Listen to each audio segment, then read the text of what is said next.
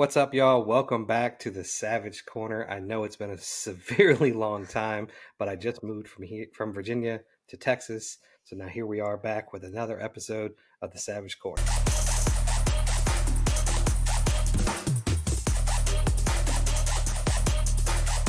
Today, I'm joined with a very, very special guest. I won't even call him a guest because he's a good friend of mine. Let me introduce to you Mr. James or Jimmy or Jim Vance. Give me all the names. James, Jimmy, and Jim. That's who There I you am. go. Hey, man, they can call you whatever they need to, Hell right? yeah. Just as long as they call me. Right. So Jim Vance is a dating and relationship coach, or does more work with males than what I do. So that's why I wanted to bring him in. But I wanted to talk about our interesting past because our past almost align, like legitimately, almost his story is my story and my story is his story. So there's some very, very close knit things that have happened to us in the past, and it's allowed us to be able to arm ourselves to help you guys in your everyday life when you go through those similar situations that we went through. So I wanted to start off with the divorce. Ooh. So I really want to dig into the part like what caused it. What was the actual final hair? I know there's a lot of things that lead up to it. What was the final straw? Man. So divorce, I think our divorce was amicable because we had both just grown to a place where we weren't contributing to the relationship anymore.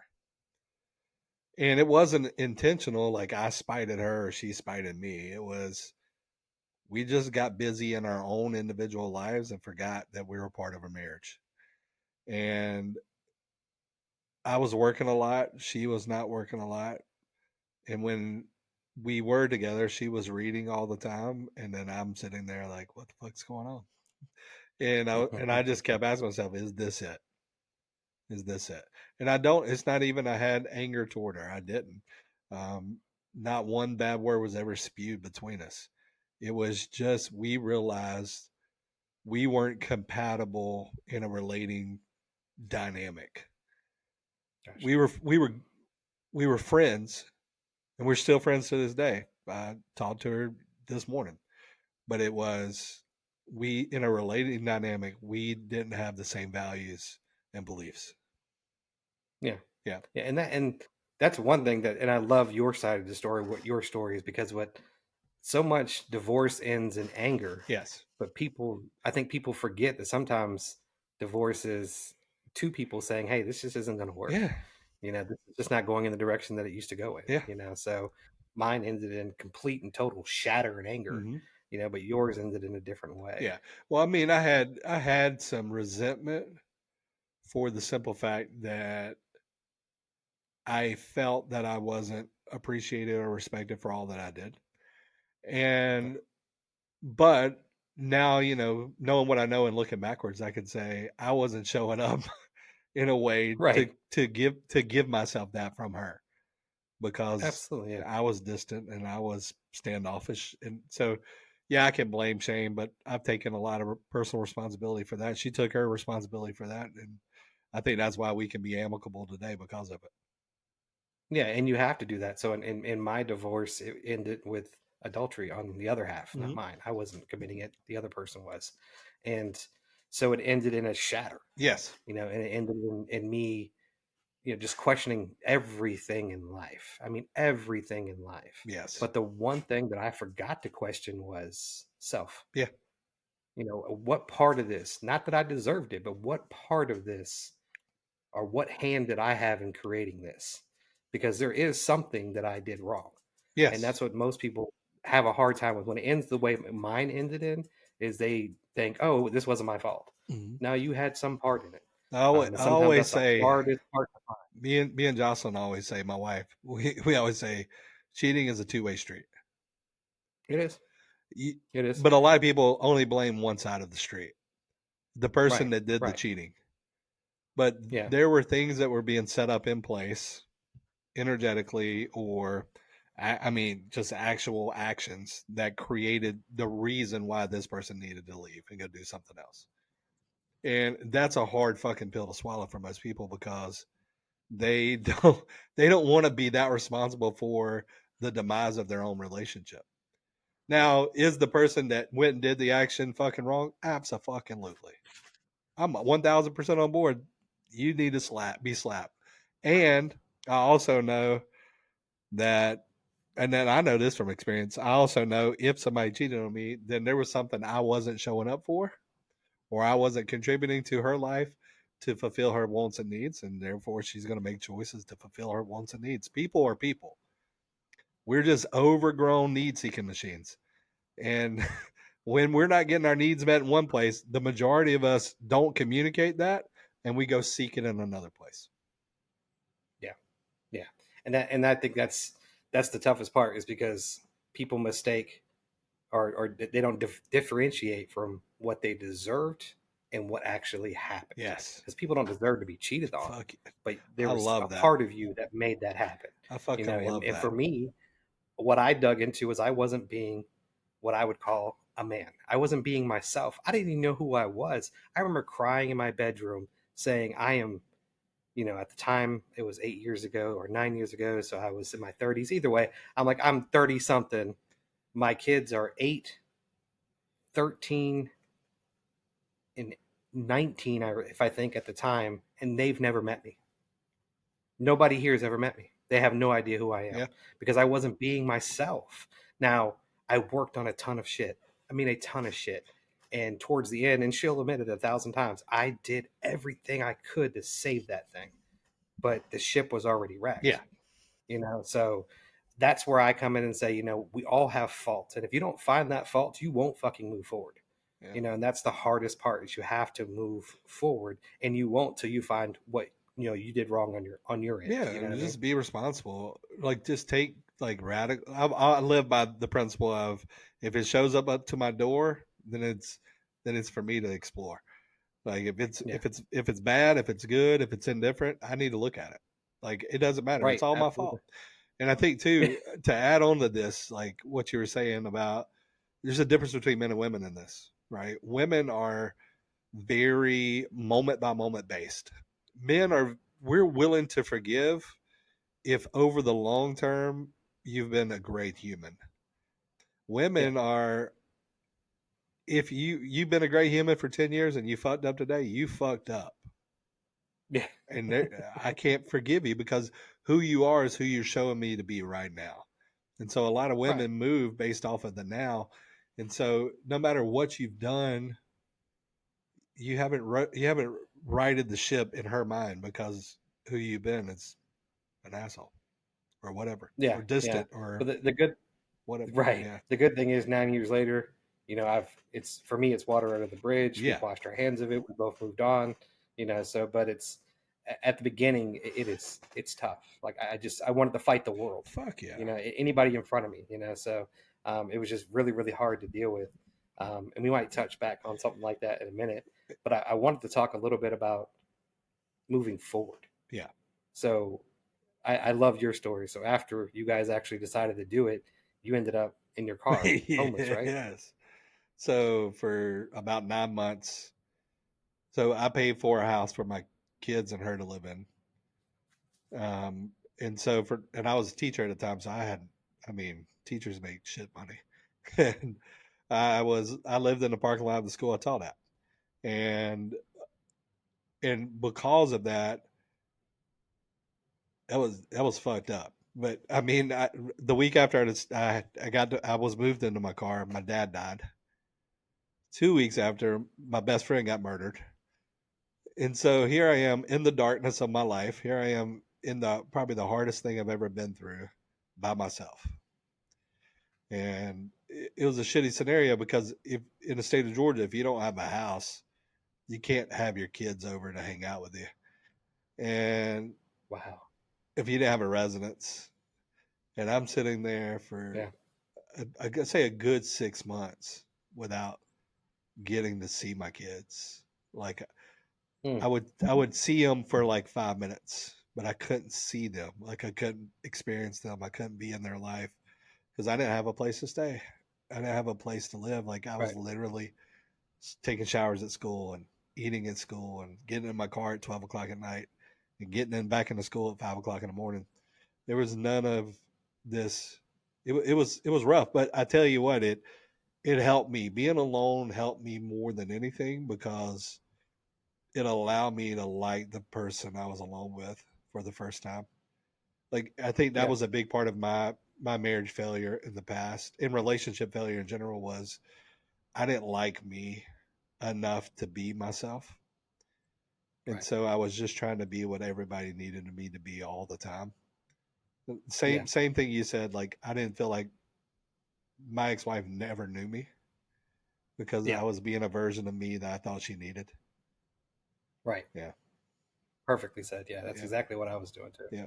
That, and I went through depression. I went through anxiety. I Fuck. went through, and it's probably because I was being Yeah, fake. I was being something I wasn't, yeah, But I was doing that for what I thought at the time was her family, the two kids, my stepkids, yeah, and then her as well too, because I thought this is what the family needed, yeah. and it probably turned into what I went through with Mhm. depression, and anxiety and stuff like that. So Absolutely. I mean, yeah, when yeah, you run from the truth and it grows big, it will eat you, and yeah, it will literally eat you. But yeah, like yeah, just I'd say being there for 9 months, and I'm not saying I was on like this ascended journey at that point. And I was like evolved to the max degree, but you get a rude awakening from life when you're fucking by yourself in a car. I had 3 degrees, and I'm sleeping in a fucking car outside the oh school wow, that I'm teaching at. That I'm the best teacher at this school, and I'm sitting there like this is humbling as fuck. oh And I also, bet this is the great place for you to fucking grow from. it Yeah. is, and that's the reason why I like going through what you went through because you have to be content with yourself before you can move on. Yes. And that's the biggest picture that most people miss. And they think, "Oh, I've gotten over it." You're not over it until you're content with being alone. That's the only time that you're going to be able to go forward. Hmm. I'm not saying you can't date. I don't like the stigmatism of red flag and can't date Yeah. or undateable at this time. I hate that Yeah. shit because every situation is different. But you shouldn't or try. You should try not to move forward until you have been comfortable with yourself. And that's just the way it If your works. relationship So with you sucks, your relationship with other people are going to suck. Period. yeah, I mean, absolutely. it's just the Yeah, mirror, absolutely. and I'm a big reader. So at that point, I was reading. This guy named Wayne Dyer, who's like the grandfather of personal development. But he had this quote, and I always remember it. It's like, "You'll never be alone if you're happy with the person you're alone with." And I knew, and I realized like I had never been happy with the man I was, and so I made it a Right. mission to get happy with me. And finally today, I feel like I feel happy with myself. I mean, Right. it takes a while to just get Yeah. like I like you, motherfucker. Like I like that dude in the mirror. Yeah. Yeah. Hey, you know what? So that's funny you said that. One of my practices every morning is when I wake up, I go into the bathroom, I brush my teeth, I put my toothbrush down, I look in the mirror, and I say, "I love you" to myself until I smile. Yes. And it's something that I started doing 10 years ago. Yeah. Actually, it was before I got divorced. So it was like 11 years ago. And it's crazy that I don't even get the chance to even get the words out now. Yeah. And I smile, I did. I used to versus I do it. remember the first time I did it, I'm like, I love you. Yeah. I love you. Like I didn't. I I tell guys that shit all Yeah. the time. And they're like, "This is so weird." I was like, "Do it, motherfucker. Just try it."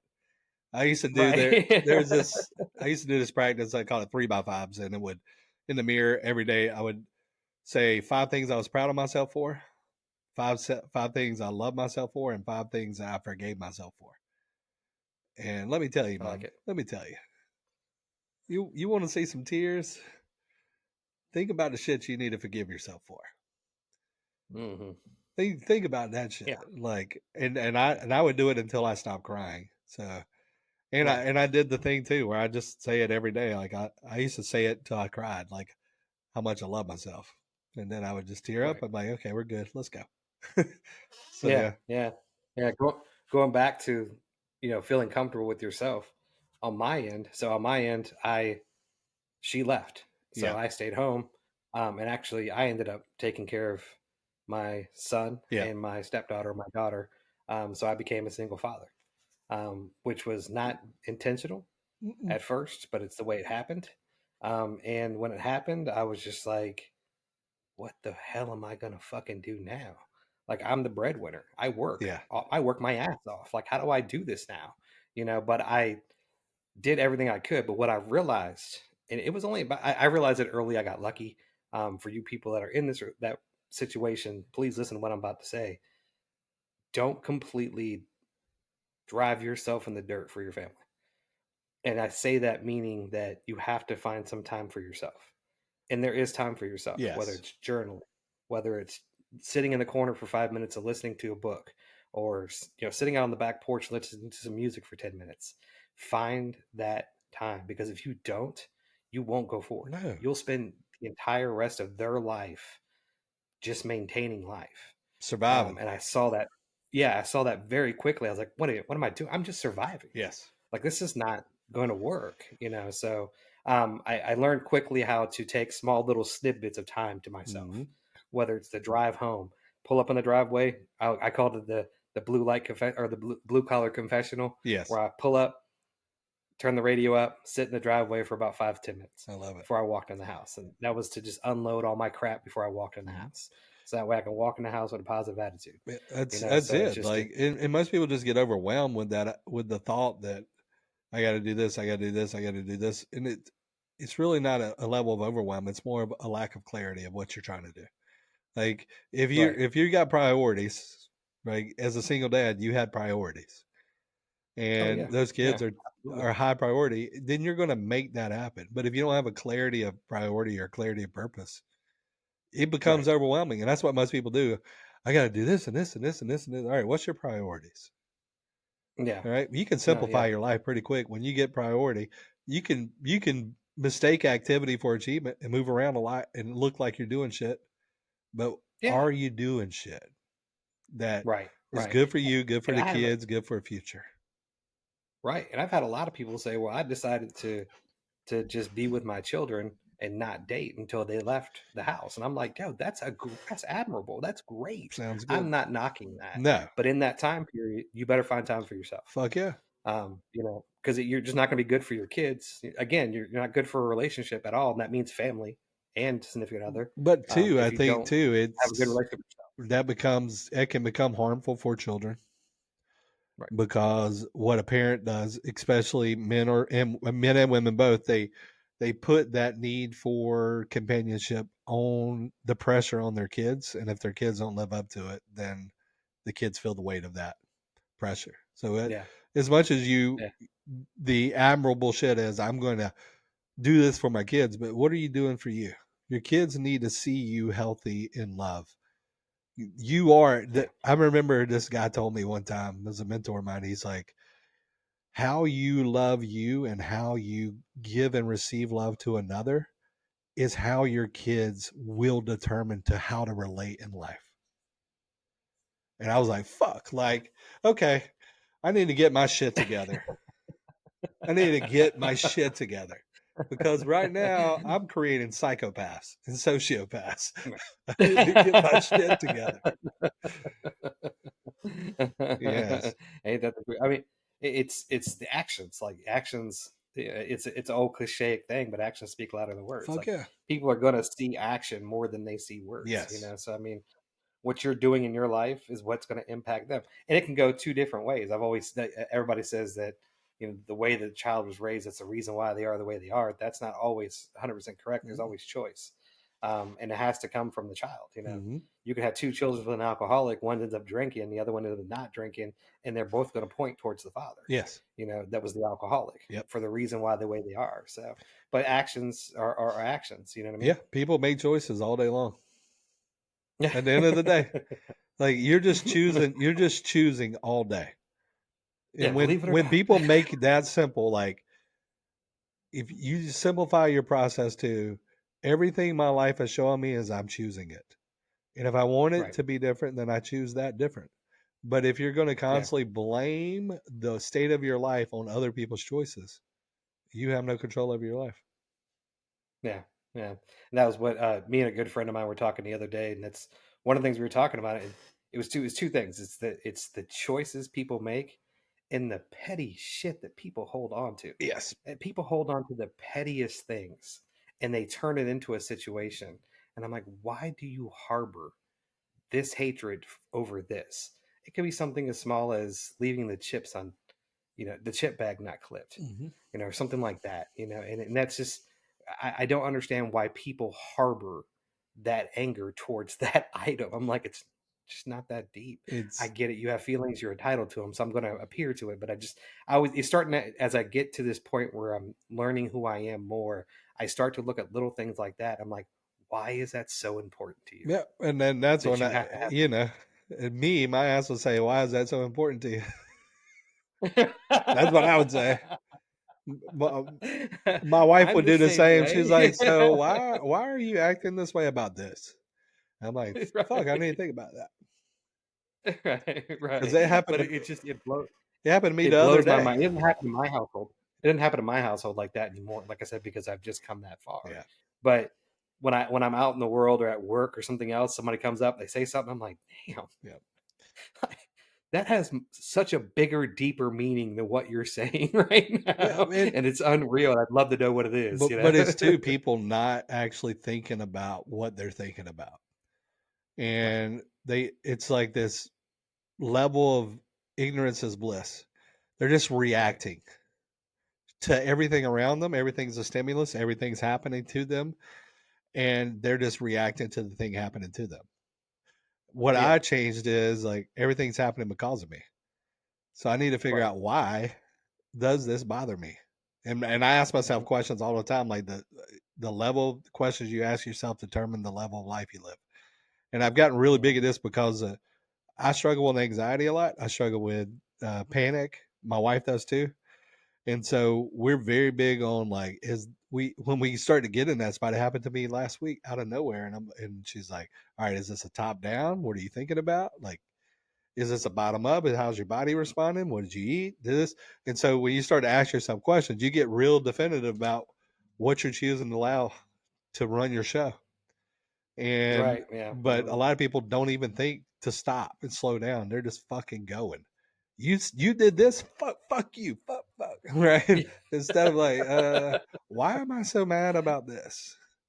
Like, what Yeah. is this really that important? It's a bag of chips. Hello. Right, Yeah, right, right. Yeah, I think it's the biggest thing for me is that I've figured out this real easy way of putting myself in their feet yeah, or their shoe very quickly. yes. Not to saying that their shoes are on correctly.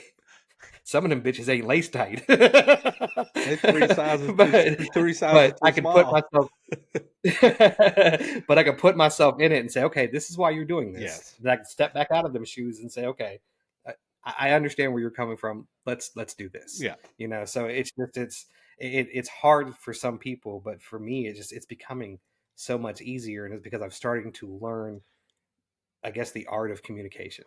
I haven't yes, read any books about it. I'm just starting to feel the urge of learning more how to speak and why people say and do the things that they say. yes, Because 9 times out of 10, the first thing that comes out of their mouth is shit. yes, And it's not the real them, but it's based on what they feel, yes. and then it starts to level off. So as long as you don't react to those first words, Yeah. you're going to get to the root of the When problem much when easier. emotions are high, intelligence is low.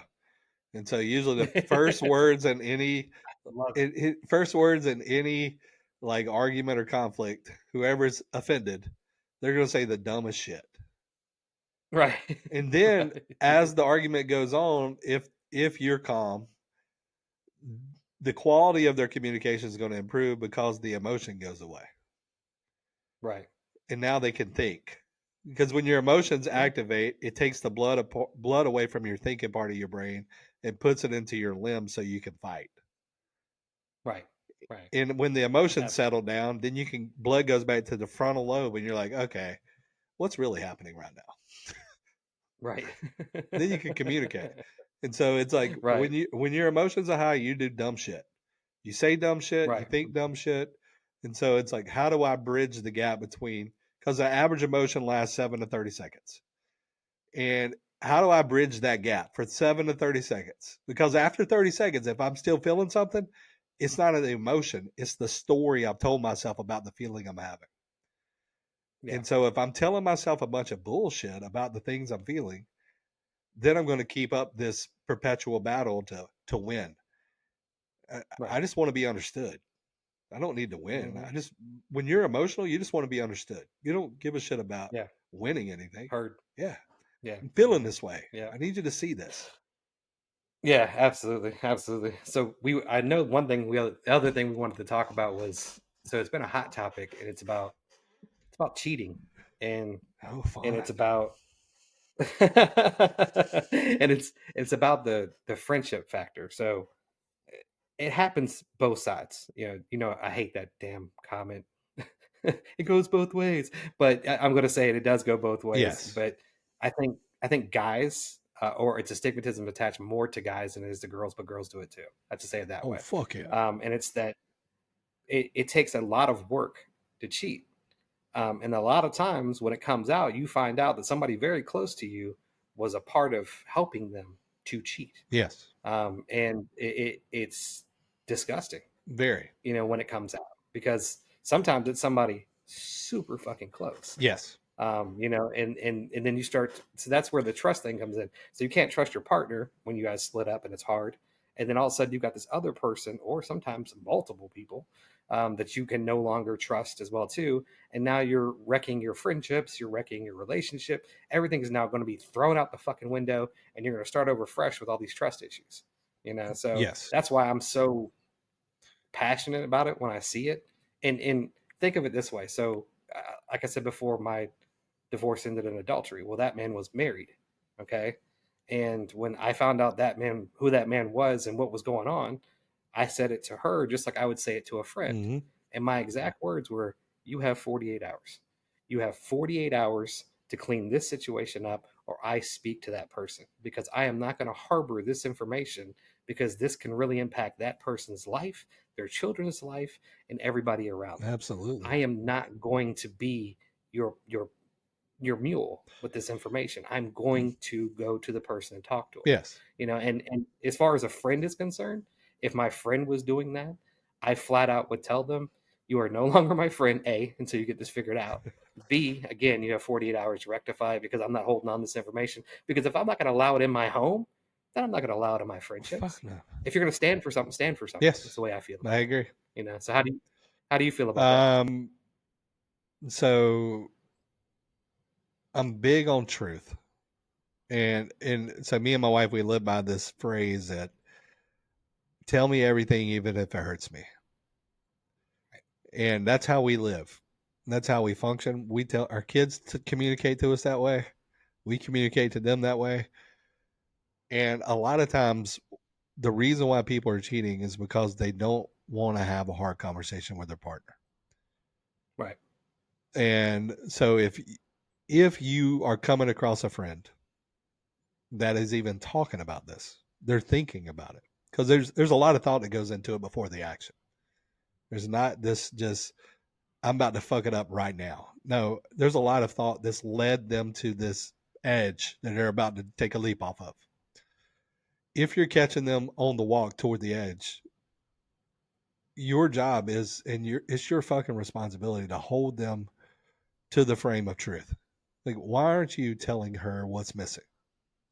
Why aren't you telling him what he's not doing and how he's pushing you away? Why not? Because that's only going to bring you closer together. Because you're going to be able to be seen. Right now, you're acting out in a cheating format to be seen by him or her. That's it. You just want Right. to be seen, Right. then make yourself seen instead of doing something to get attention. Because that's all that is. You're just trying to get attention from somebody else and from the person you love. See, I told you if you don't do this, this is what's going to happen. No, motherfucker. Tell me why you're feeling like you need to step out of the relationship. Tell me why. What's going on? What's missing for you? If I can't provide it, then I need to cut you loose so you can go get it. But if I'm going to constantly just uh and I'm quick, like I'll come across a guy, like I have clients that have been in this, hey, we're fucking stopping this today. What do you mean? No, we're fucking stopping today. You're having a conversation with your wife today. Well, how do I do that? I'm about to lay out a plan, and we're going to show you exactly what to say and how to say it. Right. Right. Because we're not doing this. Like I don't live in lies. I live in truth. Yeah. And the only way for things to get better, truth has to be at the precipice. Like truth equals transformation. Yeah. Period. And if there's no truth, like I can't know what's going on with you and you don't know what's going on with me, there's no change in the relationship. And so if Yeah. you want to stay here, because obviously you haven't divorced them and you want to stay here, then you need to tell them how to stay here. Right. Right. Because if not, then you need to get the fuck out. Divorce and then go play. But don't play Right. to make a divorce happen. Yeah. That's forcing somebody's hand. And it's not going to be Yeah. beneficial. It's going to be hurtful as fuck. Yeah. And that's the other thing too. That when I say harbor this information, I don't think in the moment people actually slow down and think about the type of impact that that situation has. Yes. I mean, I guarantee you will find multiples, if not hundreds, if not thousands, of murders that were committed because of adultery. Yes. So you expect me to just sit here and just allow this information to fester? Fuck yeah. Fuck you. Yes. Yeah. Fuck that. I know people. I've told So guys this, like, look, I don't think you understand what you're putting yourself into. If this man finds out, you don't know the switch that flips. You don't know the switch that flips when a man has been broken to that level. yeah, Because some motherfuckers, they can't turn, they don't, they're not Buddha. They become a fucking beast and they see red and they want to kill everything they see. And if you're not willing to, like, that's a very important thing to look at. And same for women. Like, do you understand, my brother, when you're cheating on your wife, like she could cut your fucking dick off? Like, right, legit. Like, right, there's nothing worse than a woman scorned. That's a truth. yeah, That's not a yeah, bullshit. yeah, That's a truth. And so, yeah, like, yeah, I'm all on board with the idea. Like, if you're coming across people that are trying to hold you res- responsible to allowing them to cheat, fuck that. They're not your friend. yeah. Yeah, and then the other thing too is just making the conscious decision to actually act on something. Because I know when I went through it, after everything was said and done, I had so many friends and family members call me and like, "Oh yeah, she was doing this and she was doing that," and I'm like, "Where the fuck were you at? Yeah, Yeah, legit. where the Here, fuck were you at I years ago, look. 5 years ago, I've 4 been years cheated ago?" on, and Yeah, I've cheated, so I can speak yeah, on both sides of this. I got cheated on by right. my ex-wife. I Hmm. didn't find out till after I got divorced. There was like 7 or 8 other men, and I'm like, oh, okay, Right. cool. Oh This wow. is interesting. This Yeah, is interesting. But I've also done the cheating, so I've seen both sides. I know what it feels like yeah, to be cheated on. I know what it feels like to do the cheating, yeah, and I hate the fact I needed to do it. I needed to go through it to learn, but I also know, like, moving forward, it's not an option. right. And two, moving forward, that when I come across it through other people, I am quick to jump in their shit, not from Right. a like an asshole way, but like, hey, this ain't good for nobody. Yeah, It's yeah, not solving a problem. You're creating a lot of problems to solve one yeah. problem. Absolutely, Yeah. absolutely. Yeah. Mm-mm-mm. So we're gonna go ahead and wrap it up from there. Yeah. I know you like to go. Oh, I can talk all day, baby. I can talk all day. Yeah, absolutely, absolutely. Now I wanted to keep it kind of short and sweet this one around.